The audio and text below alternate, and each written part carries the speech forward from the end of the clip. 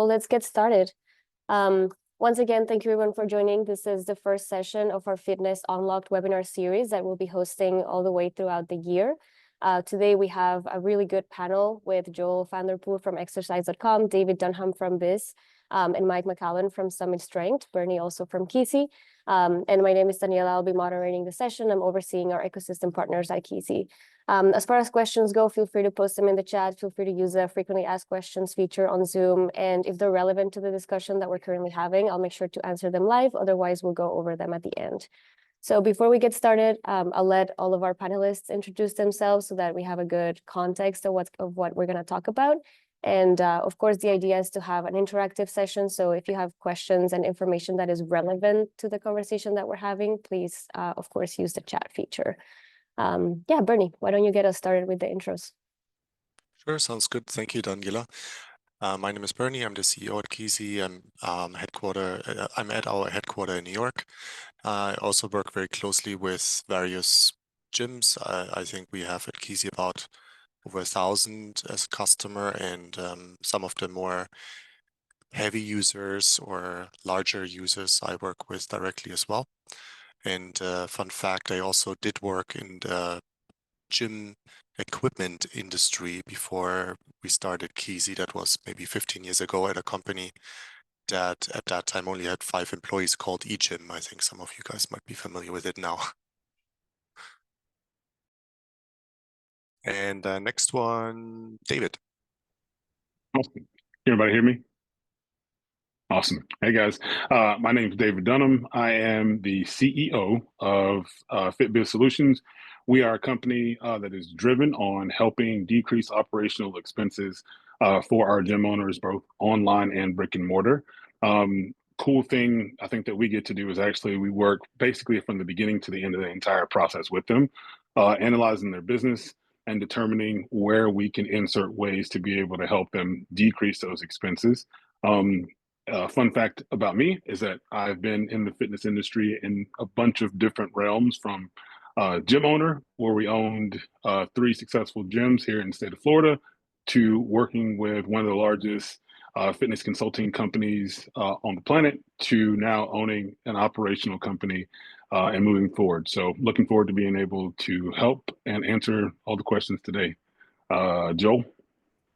Yeah, thanks. I'm Joel Vanderpool. I'm the CRO here at exercise.com. We are a all-in-one fitness platform, software platform, business management tools, booking, scheduling, payments, contracts, waivers, etc. We also have a entirely a different part of our platform, which is our workout and programming tool, and we've seamlessly built those into one unified, custom-branded mobile and web app experience. I've been in revenue and leading sales teams for quite a while. Fun fact, I'm 7 feet tall. It doesn't really always show on Zoom. David can attest to it. Yeah, I'm excited to chat with these guys. I respect a lot of what Dave's doing and what Kisi's doing. And Mike and I have gotten to know each other a little bit better here as well. So looking forward to the conversation and the questions and see how we can be a resource to you guys. Mike. Awesome, thank you. I'm Michael McAloon. I own Summit Strength, the 24/7 private facility for gym access. And a little bit about me is I've been in the fitness space for about 12 years. I've worked in the college setting from D1, D2, D3, and then I've worked in the private setting for another 6. And I'm really happy in the private setting right now. Thank you. Awesome. Thank you for the introductions. So yeah, of course, we have a good mix of expertise from the software perspective, hardware software perspective, and also the consultant perspective, gym owner perspective. So really excited to dive into the discussion. To contextualize it and to get started, maybe Joel, you can get us started with this one. Where do you fit in the fitness scene? You can tell us a little bit more about yourself and also how exercise has come to position itself as a leader in the industry. Yeah, absolutely. So I kind of mentioned it earlier. We serve the fitness space with software, whether it's for fully brick and mortar facilities, whether it's for hybrid facilities with brick and in-person training and services, as well as online. And so we have a wide range of clients, whether they're fully brick and mortar or fully online or anywhere, any combination in between. We believe that all-in-one software is very important. We believe that you should be able to pretty much run your entire business, even with the diversity of offerings that any fitness business owner may choose to have in a single platform. And we think that brand is also very important. And so every single one of our customers has custom branded mobile apps, custom branded web apps. There's no confusion navigating between platforms. Everything is all in one in Mike's case, in a Summit Strength app that you would download on the iOS store or the Google Play Store. And so we are still pretty agile, and we think that's a great advantage that we have to skate to the puck of the needs of the business owners so that we can serve them with exceptional software. Bernie, what are your thoughts on this one? Well, what Kisi is doing in the fitness industry is basically we are supporting this move to 24/7, more and more unstaffed facilities. And what we do on the check-in access and badge data, experience for gyms helps gym owners reduce the overhead and extend hours and monetize more opportunities in terms of members who are new or members who are frequently coming, and sometimes also reducing loss by making sure everything stays safe. And I think where we fit is kind of in between it all. Like our number one focus is to look at a business's operations. And then from that standpoint, then we input our processes or we execute on the processes that they have laid out. And so what we've seen over time is that we've seen, and Mike can probably attest to this too, is that typically speaking, as a gym owner makes more money, what happens is that those operating expenses continue to kind of go at the same pace because now they're making more money. There's more need for operational complexity because they have to hire more people. There are other things that have to get added on. Our team steps in so we can do that same work, if not more efficiently, at a fraction of the cost, like for those. In the same time, what we're able to do as well is that we're able to give them clear and concise vision in regards to some of the items that they have that they want to get in place, and then show them how they can put them in line in order to reach their goals in an accurate amount of time. So it's absolutely, we kind of fit in between it all. And then my role is I kind of consume everything that they have to offer to provide my clients the best possible service. I think Joel made a great point on brand. Brand's super important. I think people are really starting to see how much brand matters for a company. So we were really happy with what he's been able to do with the customized app. From a Kisi side of things, they do a wonderful job of giving us the 24/7 door access to allow our clients to come and go as we please. And then, like David said, he's just helping reduce our overhead costs, which is something any owner of any business is happy with. That's a really interesting point, David. I agree. Just making sure that you have a business that is scaling with your needs, and as you get more revenue, you're also having technology that supports that. So, of course, we're all each representing our own brands, and we're using each technology ourselves. So we advocate for what we have. But the idea is, to comprehensively allow you, everybody that's listening here today to understand that, of course, your gym should be equipped with what's best for it. Cool.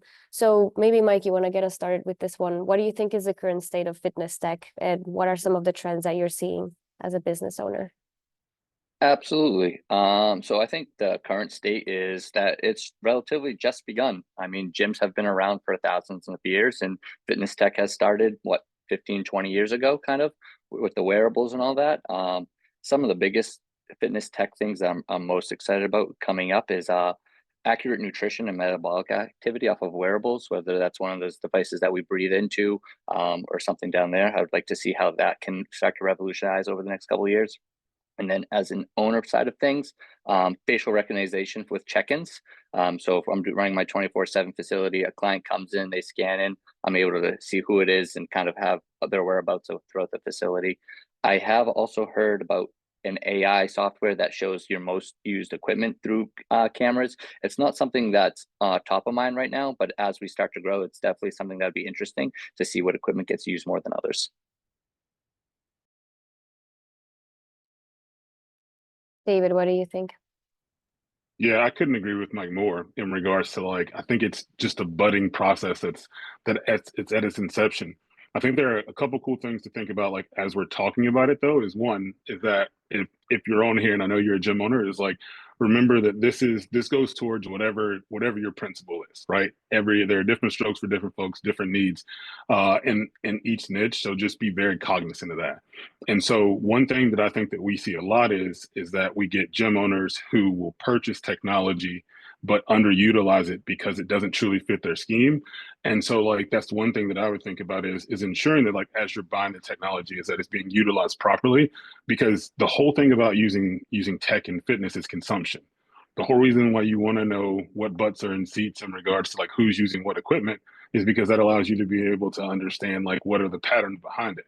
So like if you're utilizing if we're utilizing tech, or if we're attempting to think about like how we can utilize tech, I would definitely start to think about it from a pure consumption standpoint. And I think that like that is the piece as we're getting into this and it's just getting started, is having like real guidance around in the situation, what's going to be best, how does that work, how do you get consumption, and how do you monetize. I think those are really good points. I think one of the things I look at from our standpoint is I don't envy these gym owners or these fitness business owners whatsoever, because it's a very congested space. Whether you're looking at what wearables should I integrate with, what equipment, you've got 100 different options for equipment, even in our space for software, right? And so I don't envy the consumer in that standpoint, and how many decisions that they have to make. And then there's always this kind of this fear of missing out, right? Is, well, I saw this, they do this feature over here, but 80% of that platform doesn't fit my today's point, my core business needs and my core principles. And so I'm not envious of these fitness professionals and business owners, because they have to make a decision that serves them as well as possible. And there's just kind of always that looking over your shoulder of, is there something better? And you guys know how does digital advertising and marketing, anyone can spin any story and make it seem like they have the best solution on earth. And I think that we'll get into a little bit more is, business model determines a lot of what you need, both from a software and from a coach and from an equipment standpoint. Like your business model determines a lot. And I think that the business owner needs to have confidence in, why is our facility special and why is our facility going to be successful, and then build your tech infrastructure, your consulting, your coaching, your sales methodology, all those things around what your core offering is and what makes you unique. So being a leader as opposed to trying to being a follower. But I can see it being difficult because we're just inundated with too many options, just like we are all with, whether it's social media or things, or where we want to go for dinner. We have an embarrassment of riches in terms of optionality, and it really makes decision making more difficult. And sometimes what that leads to is saying, I don't want to make a change, I'll just stick with what I'm doing, even though that that's not in the best interest of you as a business owner or your member experience.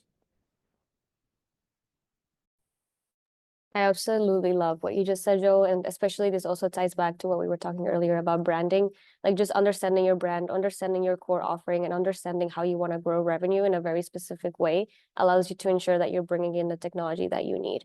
And something that we also recommend from the Kisi perspective, especially for member heavy spaces, is every technology that you use, you're probably not going to use it to its fullest, but as long as it's making that one problem go away, then it's worth it. So this is, more of like a in the moment kind of question, but if you had to give advice to gym owners, maybe in one word, and maybe Mike, you know this by heart, on how to pick the best technology for your gym, like what would you say is something to prioritize looking at?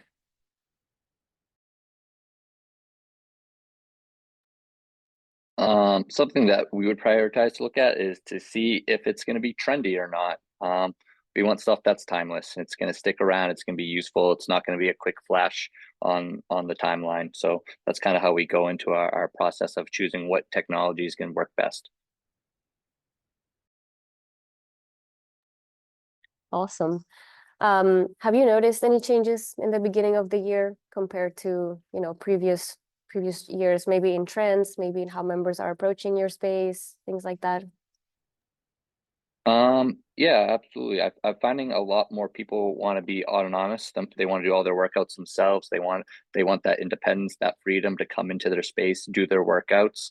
I find that people are staying away from the bigger group classes and trying to move down to more smaller intimate groups of like maybe somewhere between 2 to 4 people where they're all working out at a very similar rate, very similar strength levels and stuff like that. I've been seeing that a lot more lately. And it's kind of stepping away from just the independent workouts and stepping away from the massive bigger classes where it's 20, 30 people in a group together. I think too, to Mike's point is, I go to a large gym, and yes, there's always classes taking place, but every single person that's working out on their own, no one has a notepad, right? And writing down their workouts. Everyone has a mobile app out that is doing a workout that someone else is providing for them. And so the creator economy, which we know is all over the place, TikTok, Instagram, YouTube. The creator economy is here, and to Mike's point, I don't think that's going away. So then how do you leverage that in a brick and mortar space, right? You give them a space to go do a workout, but then you equip them with something that they can do autonomously. And so what we've seen is, like I mentioned, we do serve online only fitness businesses that are doing hundreds of millions of dollars a year, and all they're doing is sending out workout of the day or challenges with leaderboards, et cetera, something that our software provides. But I think that the facilities, the brick and mortar facilities that are catching on, might not say, oh, I'm a fitness influencer, but you are an exceptional coach or trainer. So do you have a tool that you can equip your members to say, hey, the gym is here, come and go as you please? To Mike's point, it's 24/7. But how can we make sure that they're getting the most out of their time, and we're offering them resources to where they're not just going in and being like, I'm going to do back today, and I'm just going to go look at all the labels on the machines that say this does a back movement, and just hope that you have a productive workout. But if you have an exceptional trainer who does small semi-private group classes like Mike was mentioning, and then you put that programming into a place where they come to class Monday, Wednesday, Friday, but Tuesday, Thursday, they still want to do something. Can you give them something to where they can have a structured, professionally programmed workout for them to do? And can you keep that within your own brand and then monetize it? That's where we see a lot of these brick and mortars who would typically not say, yeah, I'm a fitness influencer. They can and consumption is the biggest thing. And so are they consuming time and minutes spent in your gym? What are you doing to equip them to have the gym be valuable to them apart from when they're there for their 9:30 class or something like that? That's super interesting. Sounds like it's also the industry moving to a direction where you want more flexibility, more custom workouts, more, specific things that work for you. But at the same time, with all the content creators and all the YouTube channels, it's more about democratizing that information and how easy it is for people to access it, which at the end of the day makes you think as a gym owner, like maybe it's not about monetizing my services, but about monetizing my space so that it's an area that can be used for different things. Cool. Well, this one's an interesting segue into the next question, which is more about AI and maybe a little bit more of ambiguous technologies that are moving pretty quickly and, of course, impacting different industries. So, Bernie, maybe you want to get us started with sharing a little bit more about how AI has managed to find its way into the fitness space. Yeah, and I think AI is, constantly in the news, but most gym owners might not be aware that they're already using it on a day-to-day basis. For example, with the Kisi devices, we use AI to manage how the devices talk to each other. So for example, if your internet goes out, the devices self-control where the credentials are stored on which reader and what makes most sense and stuff like that. And then on the other side, on the software side, the AI tools that we provide for gyms is more video analysis based and combining that with access data. So for example, you can do tailgating alerts. That means when one person unlocks a door and someone walks in behind you, or someone unlocks the door for someone else from the inside, that would be an AI alert. And in the future, we also will provide more presence-based information. So I think that's what maybe Mike or someone else mentioned earlier, like how many people are here, and maybe also what are they do. So some gyms have been adding more monetized areas, for example, health and wellness offerings, and then you can combine those data and generate insights that you wouldn't necessarily have gotten yourself sifting through the data. So I think getting insights faster to gym owners to understand the trends, positive or negative, that's like what AI can help definitely with. David, what are your thoughts on this one? I'm curious to see. Yeah, I was kind of gonna piggyback off of what Bernie said, because we use it a lot in regards to like the overall health of a gym and being able to determine like the actions that are actually happening inside the gym to make it predictive for the gym owner to determine what needs to happen next, how they need to move with it, and then what needs to happen inside their systems. When we think about AI, we think about it in a couple of different spots that we predominantly see it right now. Right now, through tech, what they're doing, what we see most gym owners are using AI for, creation of programs, which goes along what we talked about beforehand with app usage, along with creating of nutrition platforms or creation of challenges that happen inside of it. What we would love to see in the future is AI continues to get better, and as things continue to get more consistent, is to use it as a way to be able to target other options that have or other facets that are happening inside of your business. Like I would love for, instead of it being a manual process, as to where AI can be predictive and say, hey, this person is a red line client, or this person has a high chance of exit. Like, here are the steps that need to happen in order to recall that. Or AI automatically puts through and sends them emails, and it automatically text messages them to be able to utilize that through the process. I think that there are more uses that can definitely enhance what happens through AI usage of with the product right now, or with the product as we continue to grow in the fitness industry. Joel, what do you think? You have a thinking face. Yeah, I think that AI is super powerful and useful. Every single department here at exercise.com is leveraging AI to some degree, from our dev, our sales team, our customer success. We're all using it in unique ways that enhance our ability to be efficient. I think that we are seeing a growing appetite for it. And I do not think that we have seen it well utilized yet within the realms of specific platforms, one of which we would be.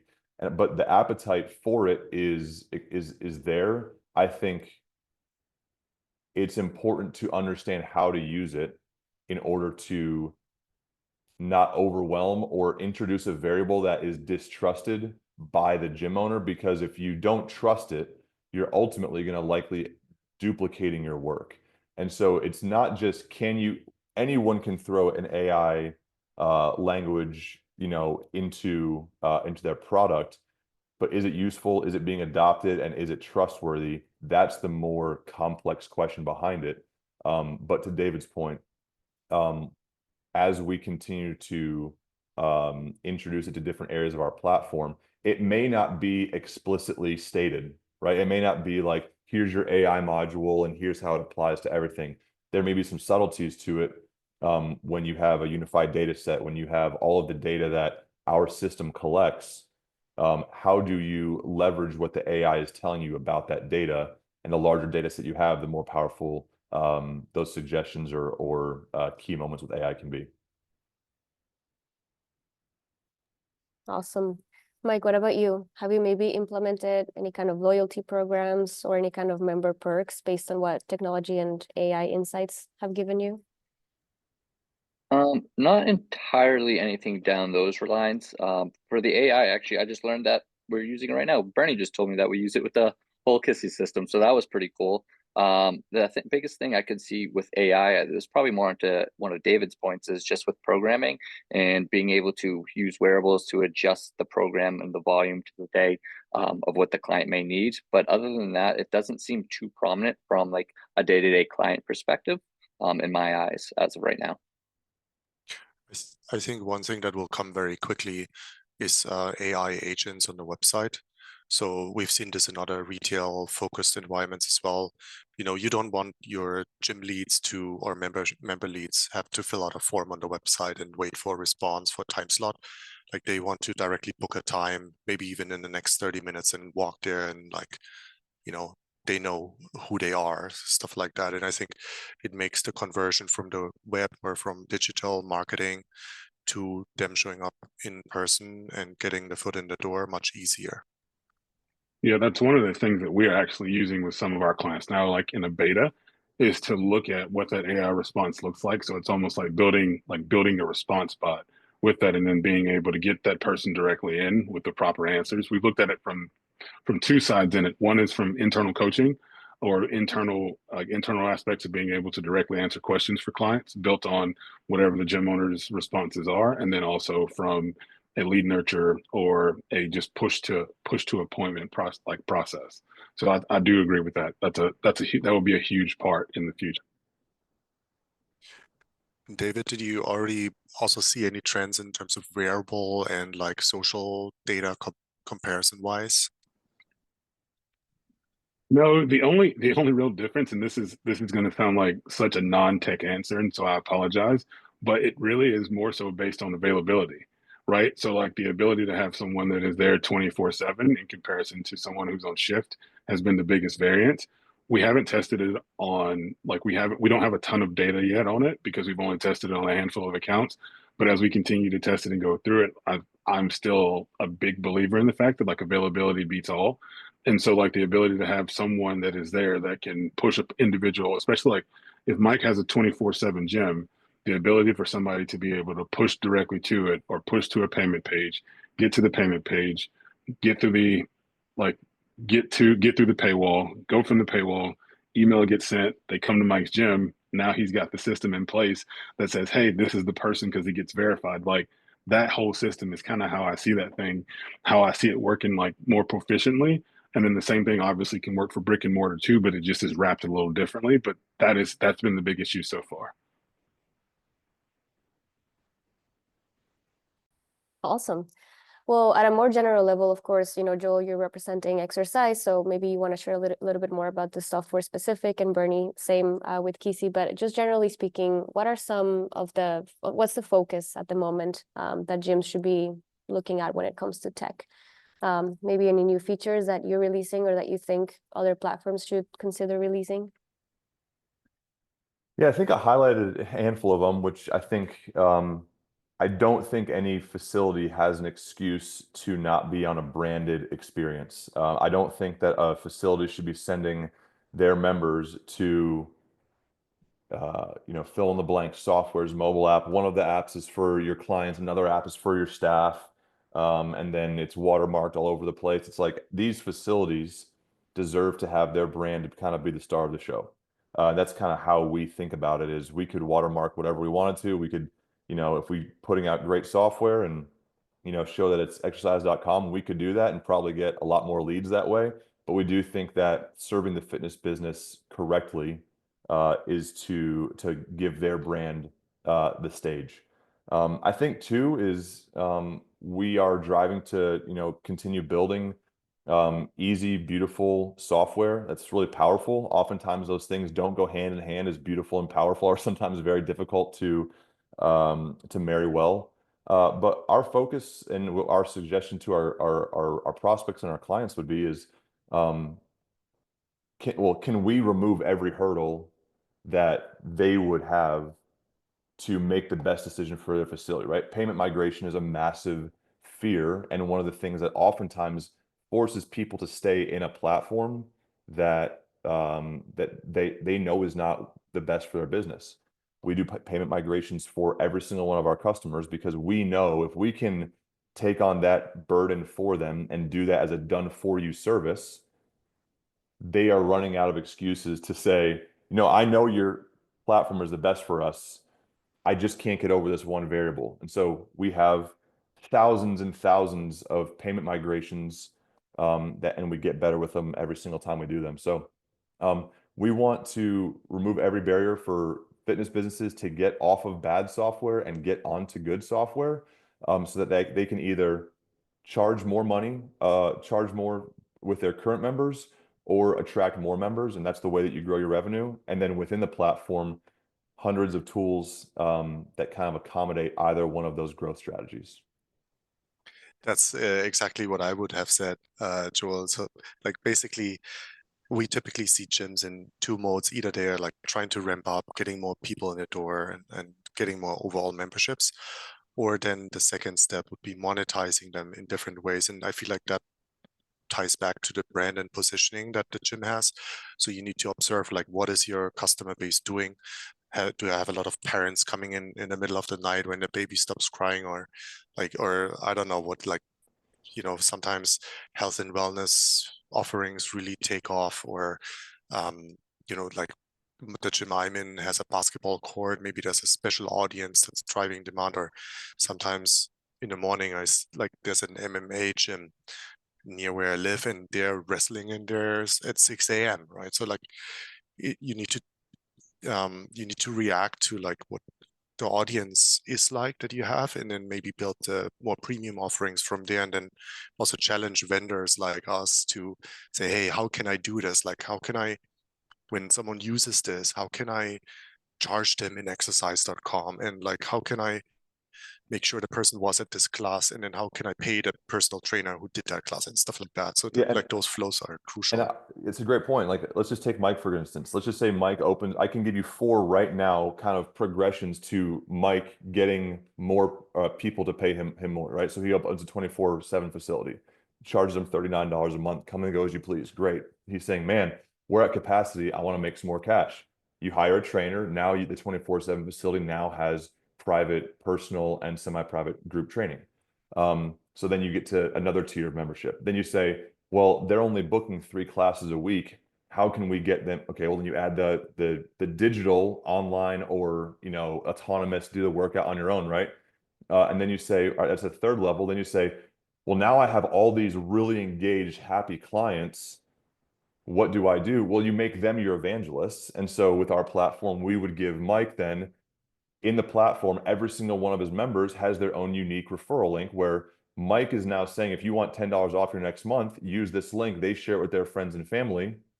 They get $10 off when they join the gym. And so now you have, from Mike just saying, I have a 24/7 facility with 3 easy steps that our platform would equip him to do.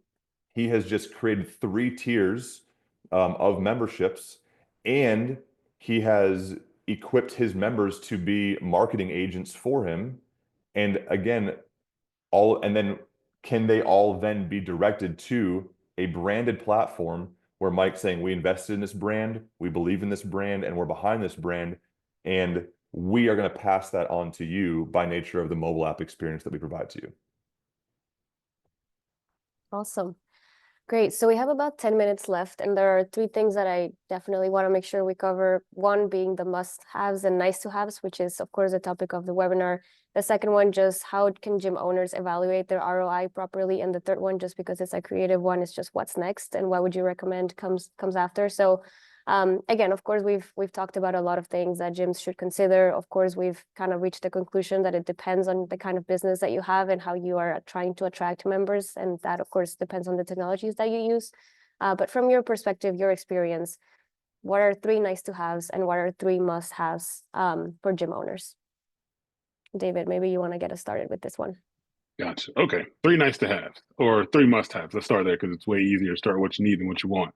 So must-have number 1 is, I am a true believer in brand congruency. And so that hits exactly what everyone is talking about. I believe that what people see from the moment that they opt in, it dictates their entire customer experience with you. So that's super important.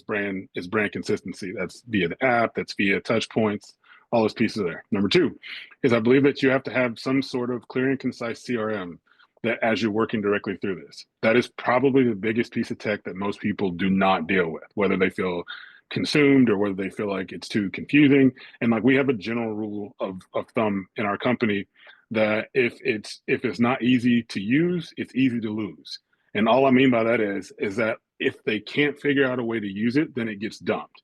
And so at the end of the day, like, it is super easy, or the biggest part about this is having that CRM. That way you can determine where clients are in the client journey, in their pieces, if they're paying you, how much they're paying you, what your revenue looks like. That. The last thing that I think that it's ridiculously, and this is probably goes into that CRM piece on this too, that I think is super important, is a way to, I'll make it easier before we get into it. The third thing that I think that individuals need to have inside their system is just a simple way to consistently track them inside their CRM, to consistently track the members who they have that are coming in the door. Now, this is a part through a system like the Kisi system, where it's a key fob, or it is a simple process where a person just checks in from the moment that they step into the business. Those three things are must have in any business that I believe if you're serious about being able to monetize and move your business forward. That was awesome. I almost feel like I put you on the spot and you over delivered. So maybe guys, for the rest of you, you could just do one must have, one nice to have, since David took it for the team. I would say you must have an effective, seamless way to collect payment. And if you are fumbling through payments, through purchases, through signups, all that stuff, if you do not have an efficient way of collecting payment, you can have every great idea in the world and you can lose them at the moment of purchase.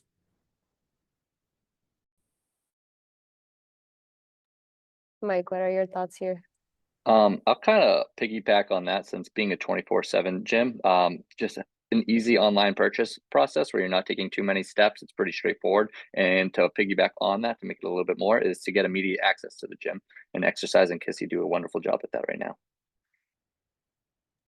Yeah, I think maybe one thing to add, we talked about it for a little bit, but a strong vision on what the customer experience should be. So, for example, at Kisi, we like try to be very flexible. If you're using mobile app to unlock the door, or a branded third-party app like Exercise or FOBs or SMS links or QR codes, and depending on how your flow is going to look like, that determines almost what type of technology is following that. And we just had a question from Brian here that ties into that.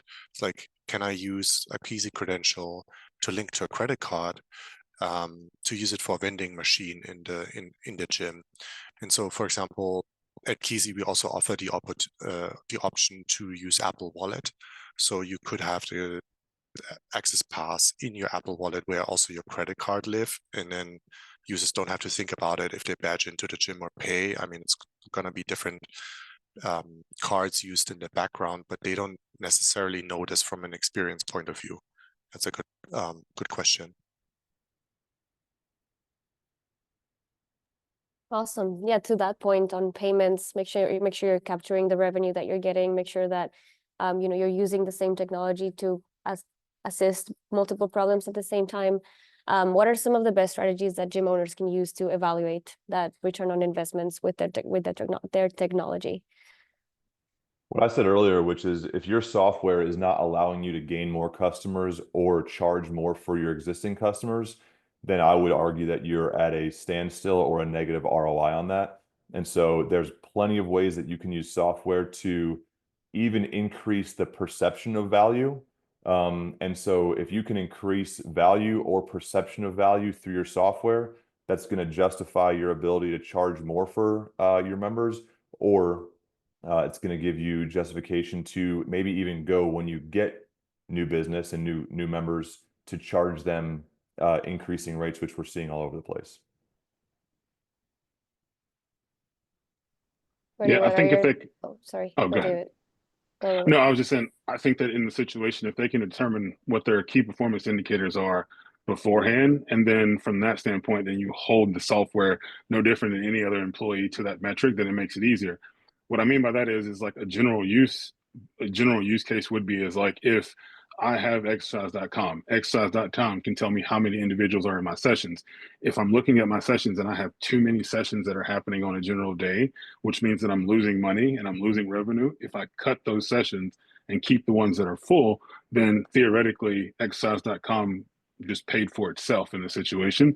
So it's easy to mark return on investment if you know what your KPIs are, and then you just live by those KPIs. So then at that point, not only can each individual be worth more money to you, but the software itself becomes more valuable, because then you understand how to utilize it more. I love that part. I think from the Kisi perspective, we actually hear that often, where people would look at our system more so from a security perspective and making sure that the space is, secured and prioritizing safety. But there's also a lot of data, a lot of AI capabilities like tailgating, and a lot of occupancy and like information that we can give you that also tackles that ROI maximization. But maybe Bernie, that's a point that you could expand on more as we wrap up. So how do you imagine the future of fitness tech, and how is Kisi fitting in that? Yeah, I think ultimately we believe that facilities move to a more autonomous 24/7 model over time. Of course, like people will be in the gym to help members, but it should be everything should be self-service by default. People will just expect it that they can decide on whatever they want to do wherever they want to go to the gym. And so those platforms where you can book gyms on demand will become more and more popular probably, but at the same time that creates another trend of like more people in gyms like Mike's where they have this gym, I only go to that one and that's what I use. But maybe when I travel, I'm more flexible, and that creates a member base that is highly volatile. So you need to have tools to help with safety and like understanding who's here and who's not. But at the same time, getting the data out of your gyms. The cool thing about gyms is probably one of the few retail environment where you actually control everything in that space. So if I go to a fast food chain, I don't need to download their app to order anything. I can pay even with cash. They will never know who I am. So in the gym, you have the benefit of like, exactly who's here, what they're doing. And if it's their first time or their hundredth times, you can use that and like make use of that data and like transform your gym for the better and make it a better experience for everyone.